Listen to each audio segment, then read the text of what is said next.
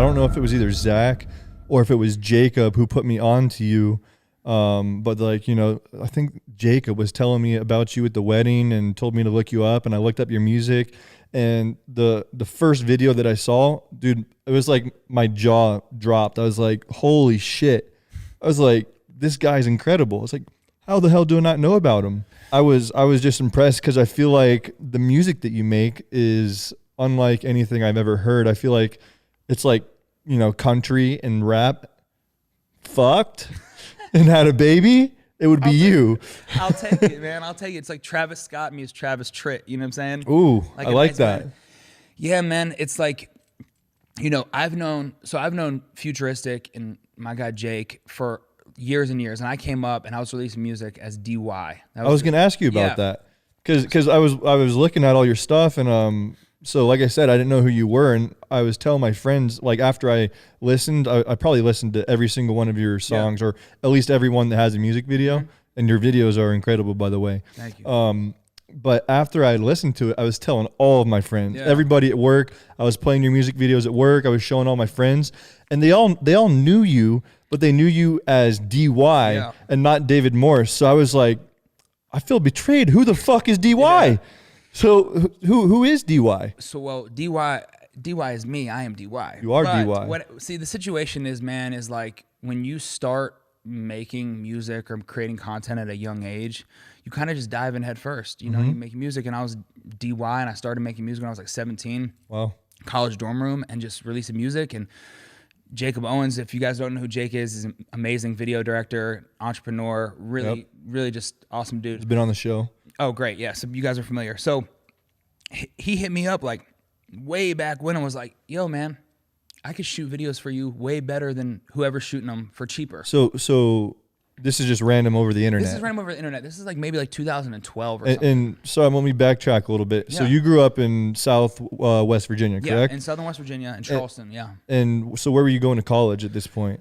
West Virginia University. No way. Yeah. Dude, okay, so sorry to steer podcast. off here a little bit, but man. I filmed at, I want to say it's just recently surpassed 80 different universities. And West Virginia. You stay busy, man. Yeah, I do. West Virginia State. Is it West Virginia State? There's a West Virginia State, and then there's West Virginia University. So, like, State is down where I grew up near Charleston. And West Virginia University is in Morgantown. Morgantown. Yeah, like near Pittsburgh. Yeah. Top 3 universities that I've ever been to. If I could go to any university tomorrow, that's where I would go. Man, out of 80 schools. We could circle back if you want to West Virginia University stories, because there's a lot. Okay. But yeah, a great school, big party school. Love it. Big party school. And so yeah, we can circle back. But to continue the thought, basically, so I linked with Jake, and I was making music as DY, and I released music for a while, and I toured with Futuristic, and it got to a point around like 2014. I was just a little bit uninspired, and I felt like I was like trying a little too hard to. So how long had you been doing it at that point? At that point, I've been making music in 2014 for like, I would say like 5 years. And you were well known as DY. Like you had built a full on career. Yeah, you had, correct me if I'm wrong, but you toured with successful artists. I saw you toured with Kyle. Yeah, we did. So Kyle and I've done some shows, Futuristic, Mike Stud. Okay. I saw in one of your music videos, Kyle, you and Kyle were on tour bus or something. Yeah, that's my guy. And then just a bunch of different artists. And I opened for Kendrick in Morgantown. That's huge. Kendrick Lamar is like, dude, come on. Like, that's one of the guys. That's insane. So anyways, I had like a fair amount of success, and I was all independent. But it got to a point where, like I said, I was so young, and I dove in head first. And I was like, I'm DY is my rap name, and I'm a rapper. And I just kind of outgrew it, man. And it got to about 2014, and I was like, yo, I need to reassess what I'm doing with my career and where it's going and stuff. And I feel like being a kid from West Virginia, the only thing I wanted to do is get out of West Virginia. You know, like I grew up in Charleston.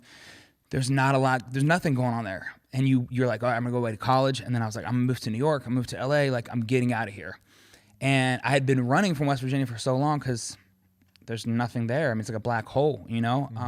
It's just a lot of drug addiction and things like that where, you know, a whole nother whole other storyline we can go into, but there's not a lot when you come from a small town. There's not a lot of room for growth. And so I was like, man, like I need to get out. I need to get away from West Virginia, and basically dove into music head first. And then I realized, around 2014, I was like, man, like something's missing. And after taking about a year off of just like making music, not releasing any music, and I was just like, yo, like I need to rebrand. I need to just be me, David Morris, and I need to embrace where I'm from. I need to tell my story, like me being from West Virginia, me growing up in a small town.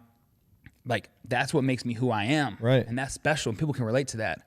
And so that's where the pivot came in, is where I was like, you know what, if I can tell stories and if I can rap and have lyrics that can relate to people, and just talking about where I'm from, then that's the big win, right? Is being the truest form of a person, an artist. And so, yeah, that's where it is. And I've always played guitar and been a songwriter. And so now I'm at a place where I feel like weave everything together. I can weave the rap, I can weave the country, some folk, some pop, and just make music that I want to make, man. So that's awesome. So you would say that David Morris is almost like the true form of yourself. Yeah. Would you say that DY was almost like somewhat of a character that you had built? Yeah, somewhat. But the way I like to describe it is it's like when you're young and you're in a relationship and it's like a really, really like, you know, like you're young and you're in a relationship with a girl and it's like, man, she was like, that was wild, dude. Like I learned a lot. She was a little crazy. She was a little wild, but she's not the one, you know? And I feel like now I found the one. So it's just like a phase in your life. It's just a phase. It's just a stepping stone, a chapter. We all go through it. We all figure it out. And I think as artists, we do it a little more publicly, you know, or maybe as a content creator, you do it a little more publicly and people might have a little judgment or might be a little confused. But at the end of the day, you know, hindsight's always 2020, and you always just realize, like, you know, I could never have been the David Morris I am now if I hadn't gone through that chapter.